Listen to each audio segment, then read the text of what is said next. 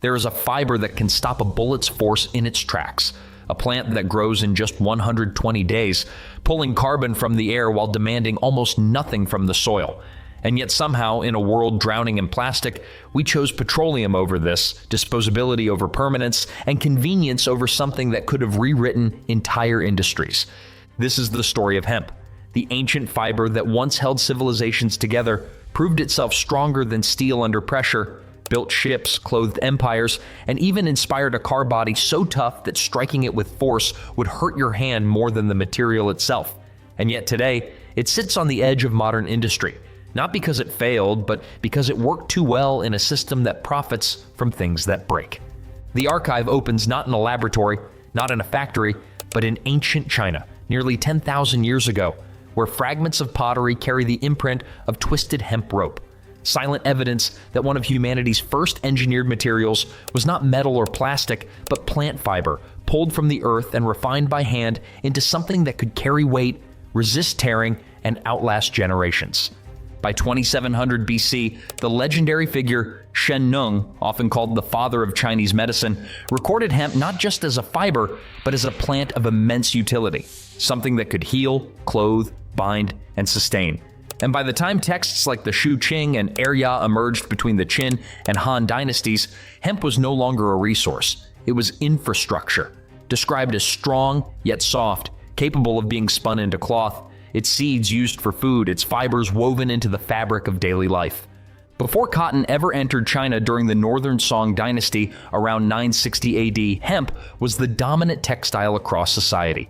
Used to make robes, shoes, ropes, and burial cloths, its fibers long and durable, its production efficient, its presence everywhere. Not because it was the only option, but because it was the best one available at the time. And then came one of humanity's most important inventions: paper. Not from trees as we know it today, but from hemp, where early Chinese innovators crushed hemp fibers and mulberry bark into pulp, suspended it in water, and lifted sheets from the surface, creating one of the first writing materials in history. A process so valuable it was guarded for centuries before spreading to Japan in the 5th century and the Arab world in the 9th, reshaping communication across continents.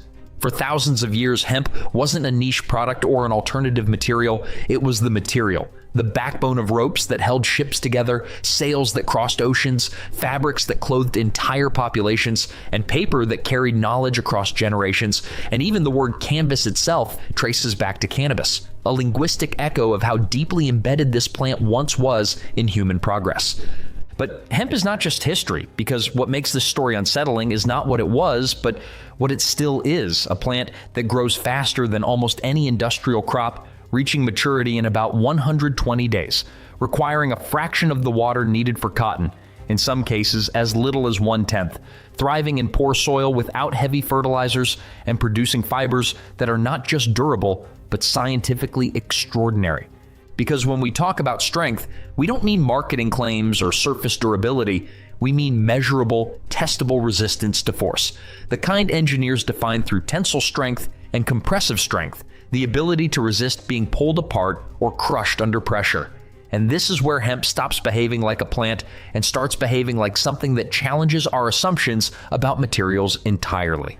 Steel, one of the strongest materials used in modern industry, has a tensile strength that varies widely, from around 150 megapascals for basic carbon steel to as high as 3,000 megapascals for advanced alloys, making it the benchmark for strength in construction, manufacturing, and engineering.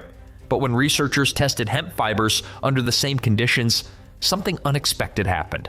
Hemp fibers, depending on their diameter, showed tensile strengths ranging from 250 megapascals to an astonishing 4,200 megapascals, meaning that the weakest hemp fibers can outperform weaker forms of steel, and the strongest hemp fibers can exceed even the most advanced steel alloys, a range that doesn't just compete with steel, but surpasses it. And this isn't just theoretical data buried in research papers, because in practical terms, it means that materials made from hemp composites can endure more pulling force before breaking than comparable steel structures. And when it comes to compressive strength, the ability to resist crushing, hemp has been shown to be nearly 6 times more resistant to deformation under certain conditions, making it not just strong, but resilient in ways most materials struggle to match. This is why hemp rope was historically trusted in maritime environments where failure meant death. Because unlike many fibers, hemp becomes stronger when wet, resisting saltwater, tension, and constant stress, holding sails in place through storms that would tear apart weaker materials and lasting far longer than cotton or other plant fibers ever could. And yet, perhaps the most striking demonstration of hemp's strength didn't happen centuries ago, but in the 20th century, when industrial ambition collided with agricultural innovation in a project that could have changed the future of manufacturing. In 1941, Henry Ford unveiled a prototype vehicle made not from steel, but from a biocomposite material that included hemp, flax, and wheat fibers, forming panels just a quarter-inch thick. Lightweight yet incredibly durable, reportedly 30% lighter than conventional cars and, according to demonstrations at the time, up to 10 times stronger than steel in terms of impact resistance. The story goes that Ford himself struck the car's body with an axe to demonstrate its resilience, and instead of denting the panel, the impact bounced back, transferring the force into the tool and the person holding it, a vivid illustration of how different this material behaved compared to traditional metal. This wasn't just a concept, it was a working prototype designed to run on ethanol derived from agricultural waste, including hemp, a closed-loop system where the same plant provided both the structure and the fuel, an idea decades ahead of its time, merging farming with manufacturing in a way that modern sustainability movements are only now beginning to revisit. But then, something happened that repeats itself throughout history whenever a material disrupts existing systems. Because World War II shifted industrial priorities, steel became essential for military production, and at the same time, legal restrictions and public perception around cannabis began to tighten, blurring the line between industrial hemp and psychoactive marijuana despite their vast chemical differences, where hemp contains less than 0.3% THC compared to 7.5 to 10% or more in narcotic varieties. The result was not just a pause, but a gradual erasure, where infrastructure built around petroleum-based plastics, cotton, and timber expanded rapidly, while hemp, despite its proven performance, was pushed to the margins. Not because it lacked capability, but because scaling it required rebuilding supply chains that industries had already replaced.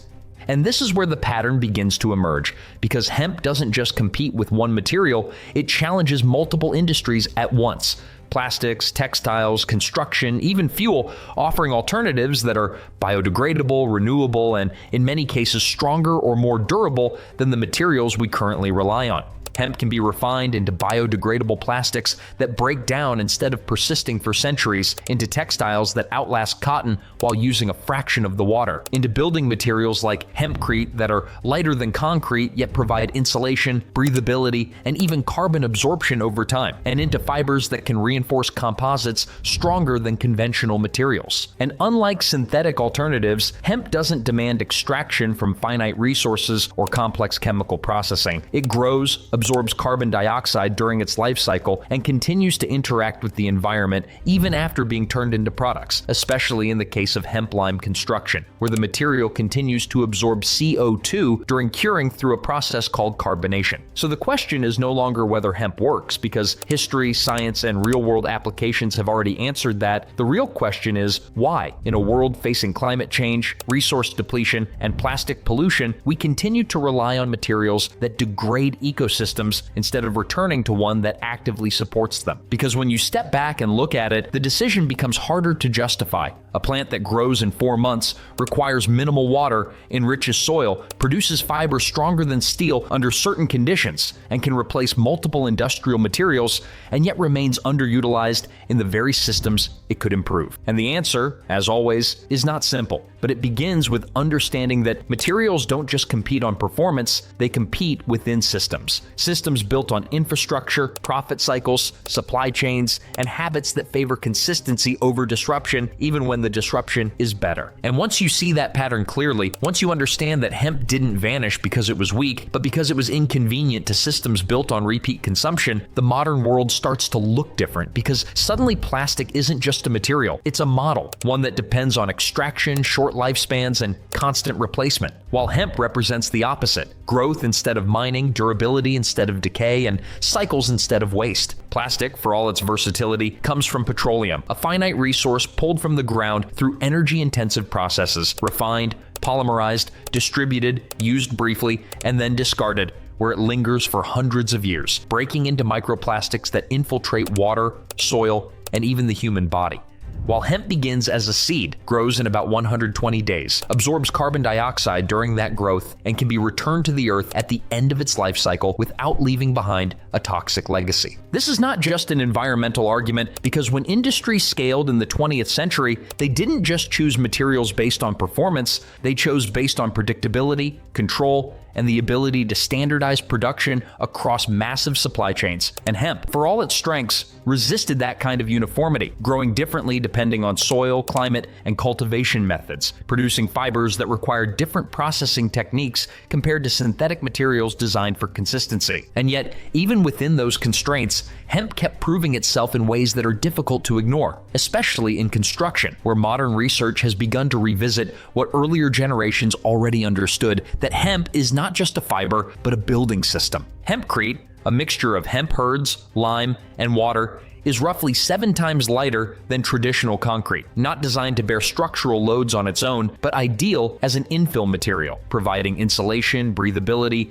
and resistance to mold, while also regulating humidity inside buildings, creating environments that are not just energy efficient, but healthier to live in. But what makes hempcrete truly different is not just its performance during use, but its behavior over time. Because unlike concrete, which emits large amounts of carbon dioxide during production, hemp lime materials actually continue to absorb CO2 as they cure, locking carbon into the structure itself through mineralization, turning buildings into long-term carbon sinks rather than sources of emissions. By 2022, hemp lime construction had advanced far enough to be recognized by the International Code Council, and by the 2024 International Residential Code, it was included as an official appendix, signaling a shift from experimental material to legitimate building option, a transition that often marks the beginning of broader adoption. In Europe, this shift is already visible, where hemp is being used in housing projects, insulation systems, and architectural designs that prioritize sustainability without sacrificing performance, while research institutions like the University of Bath continue to refine its applications, testing durability, moisture behavior, and long-term energy efficiency across different climates. And yet, despite all this progress, hemp remains underrepresented in the very markets where it could have the most impact, particularly in plastics, where the contrast becomes almost impossible to ignore, because biodegradable plastics made from hemp can replicate many of the functions of petroleum-based plastics while breaking down naturally over time, reducing long-term environmental damage. And when reinforced into composites, hemp fibers can produce materials that are not just lighter, but often stronger than their synthetic counterparts, offering alternatives in automotive, packaging, and manufacturing sectors. Which brings us back to the car that could have changed everything, because Henry Ford's 1941 hemp-based vehicle was not just a demonstration of strength, it was a glimpse into a different industrial future, one where materials came from farms instead of oil fields, where vehicles were lighter, more fuel-efficient, and potentially part of a regenerative cycle rather than a linear one. The car weighed about 30% less than conventional steel vehicles of its time.